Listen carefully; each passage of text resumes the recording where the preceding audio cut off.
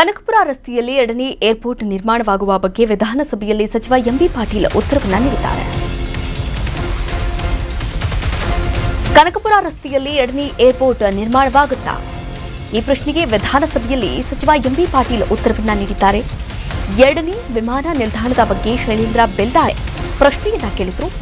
ಬೀದರ್ ಶಾಸಕ ಇವರು ಶೈಲೇಂದ್ರ ಬೆಲ್ದಾಳೆ ಇವರ ಪ್ರಶ್ನೆಗೆ ಎಂಬಿ ಪಾಟೀಲ್ ಉತ್ತರವನ್ನು ನೀಡಿದ್ದಾರೆ. ಈ ಪ್ರಶ್ನೆಗೆ ವಿಧಾನಸೌಧದಲ್ಲಿ ಉತ್ತರಿಸಿದ ಎಂಬಿ ಪಾಟೀಲ್, ಕನಕಪುರ ರಸ್ತೆಯಲ್ಲಿನ ಹಾರೋಹಳ್ಳಿಯಲ್ಲಿ ನಿಲ್ದಾಣ ಮಾಡುವಂತಹ ಸಾಧ್ಯತೆ ಇದೆ.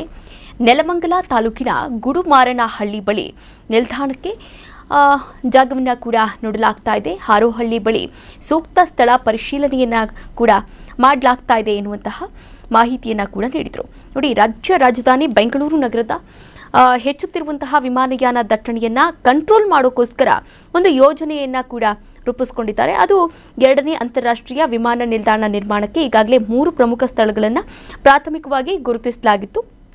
ಬೃಹತ್ ಮತ್ತು ಮಧ್ಯಮ ಕೈಗಾರಿಕೆ ಹಾಗೂ ಮೂಲ ಸೌಲಭ್ಯ ಅಭಿವೃದ್ಧಿ ಸಚಿವ ಎಂಬಿ ಪಾಟೀಲ್ ಈ ಬಗ್ಗೆ ವಿಧಾನಸಭೆಯಲ್ಲಿ ಶೈಲೇಂದ್ರ ಬೆಲ್ದಾಳೆ ಅವರ ಪ್ರಶ್ನೆಗೆ ಲಿಖಿತ ಉತ್ತರವನ್ನು ಕೂಡ ನೀಡಿದ್ದಾರೆ. ನೋಡಿ, ನೂತನ ವಿಮಾನ ನಿಲ್ದಾಣ ನಿರ್ಮಾಣ ಪ್ರಕ್ರಿಯೆ ಹಾಗೂ ಸ್ಥಳ ಪರಿಶೀಲನೆಯ ಪ್ರಸ್ತುತ ಸ್ಥಿತಿಗತಿಯನ್ನು ಕೂಡ ವಿವರಣೆಯನ್ನು ನೀಡಿರುವಂಥದ್ದು. ರಾಜ್ಯ ಸರ್ಕಾರ ಸೋಮನಹಳ್ಳಿ, ಚೂಡಹಳ್ಳಿ, ಗುಡೆಮಾರನಹಳ್ಳಿ ಈ 3 ಜಾಗದಲ್ಲೂ ಕೂಡ ಪರಿಶೀಲನೆಯನ್ನು ಮಾಡ್ತಾ ಇದೆ ಎನ್ನುವಂತಹ ಮಾಹಿತಿಯನ್ನು ನೀಡಿದರು.